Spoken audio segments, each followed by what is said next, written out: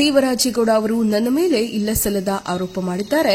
ಸುಳ್ಳಿನ ಸುರಿಮಳೆಯನ್ನು ನಮ್ಮ ನಾಯಕರು ನಮ್ಮ ಮೇಲೆ ಮಾಡಿದ್ದಾರೆ ಎಂದು ಹಾಸನ ಜಿಲ್ಲೆ ಹೊಳೆನರಸೀಪುರದಲ್ಲಿ ಕಾಂಗ್ರೆಸ್ ಲೋಕಸಭಾ ಅಭ್ಯರ್ಥಿ ಶ್ರೇಯಸ್ ಪಟೇಲ್ ಆಕ್ರೋಶ ವ್ಯಕ್ತಪಡಿಸಿದರು.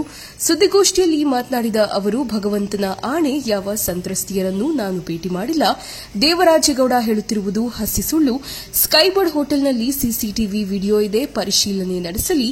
ಬೇಕಾದರೆ ಹಾಸನ ಹೊಳೆನರಸೀಪುರದಲ್ಲಿ ಬಹಿರಂಗವಾಗಿ ಚರ್ಚೆ ಬರಲಿ, ಸೂಕ್ತ ಉತ್ತರ ನೀಡುವೆ ಎಂದರು. ನನ್ನ ಪಾತ್ರವಿದೆ ಎಂದು ಸಾಬೀತು ಮಾಡಿದರೆ ರಾಜಕೀಯದಿಂದ ನಿವೃತ್ತಿ ಪಡೆಯುತ್ತೇನೆ.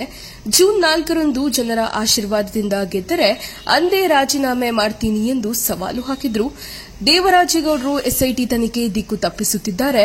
ಅವರು ಬಿಜೆಪಿ, ಜೆಡಿಎಸ್, ಕಾಂಗ್ರೆಸ್ ಯಾವ ಪಕ್ಷದಲ್ಲಿ ಇದ್ದಾರೆ ಎಂಬುದನ್ನು ಮೊದಲು ಸ್ಪಷ್ಟಪಡಿಸಲಿ. ಎನ್ಆರ್ ವೃತ್ತದಲ್ಲಿ ಡಿಸ್ಪ್ಲೇ ಹಾಕಿಸಿ ವಿಡಿಯೋ ಹಾಕಿಸ್ತೀನಿ ಅಂತ ಹೇಳಿದವರು ಯಾರು?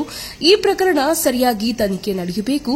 ಈಗಾಗಲೇ ವಕೀಲರ ಜೊತೆ ಮಾತನಾಡಿದ್ದು, ದೇವರಾಜೇಗೌಡರ ವಿರುದ್ಧ ಮಾನನಷ್ಟ ಮೊಕದ್ದಮೆ ಕೇಸ್ ದಾಖಲಿಸುತ್ತೇನೆ ಎಂದರು.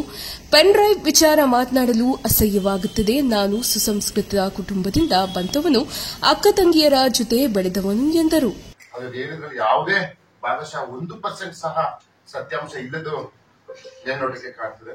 ಪಾರದರ್ಶಕವಾಗಿ ಎಸ್ಐಟಿಯಿಂದ ತನಿಖೆ ನಡೀತಾ ಇದೆ. ತನಿಖೆ ಆಗಲಿ ಅಂತ ನಾನು ಆಗ್ರಹಿಸಿದ್ರೆ ನಾನು ಒಬ್ಬ.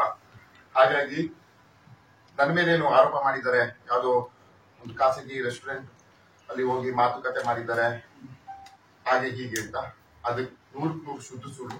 ನಾನು ಬಹಿರಂಗವಾಗಿ ಅವ್ರಿಗೆ ನಾನು ಕೇಳ್ತಾ ಇದ್ದೀನಿ, ಚರ್ಚೆಗೆ ಬರ್ಲಿ, ಹಾಸನಕ್ಕೆ ಚರ್ಚೆಗೆ ಬರ್ಲಿ, ಬಹಿರಂಗವಾಗಿ ಒಳನಷ್ಟಕ್ಕೆ ಚರ್ಚೆಗೆ ಬರ್ಲಿ. ನಾನು ಮಾಡಿದ್ದೀನಿ ಅಂತ ಯಾವ್ದಾದ್ರು ಒಂದೇ ಒಂದು ಸಾಕ್ಷಿ ಇದ್ರೆ, ಯಾವ್ದಾದ್ರು ಒಂದು ಅವ್ರು ಹೇಳ್ತಾ ಇದಾರಲ್ಲ, ಈಗ ನಾನು ಹೇಳೋದಂದ್ರೆ, ಈಗ ಸ್ಕೈಬರ್ಡ್ ಅಂತ ಹೇಳಿದ್ರೆ ಅದೊಂದು ರೆಸ್ಟೋರೆಂಟ್ ಅಂತ ನಾನು ತಿಳಿದಿದ್ದೀನಿ. ಅಲ್ಲಿ ಸಿಸಿಟಿವಿ ಇರ್ತದೆ, ಅಲ್ಲಿ ಮ್ಯಾನೇಜ್ಮೆಂಟ್ ಇರ್ತದೆ. ಅವರೆಲ್ಲ ಎನ್ಕ್ವೈರಿ ಮಾಡ್ಲಿ. ಶ್ರೇಯಸ್ ಪಟೇಲ್ ಬಂದಿದ್ದಾರೆ, ಈಗ ಈ ತರ ಏನೇನಾದ್ರು ಚರ್ಚೆಗಳಾಗಿತ್ತ ಇದನ್ನೆಲ್ಲ ಕೇಳಿ ಎಂಕ್ವೈರಿ ಮಾಡಿ. ನಾನು ಅದ್ರಲ್ಲಿ ಒಂದೇ 1% ನನ್ನ ಪಾತ್ರ ಇದ್ರೆ ನಾನು ರಾಜಕೀಯವಾಗಿ ಹಿಂದೆ ಸರಿ ಮಾಡ್ತೀನಿ. 4ನೇ ತಾರೀಕು ಜನ ನನ್ನ ಆಶೀರ್ವಾದ ಮಾಡಿದ್ರೆ ಅವತ್ತೇ ನಾನು ರಾಜೀನಾಮೆ ಸಹ ಕೊಟ್ಟಿರ್ತೀನಿ.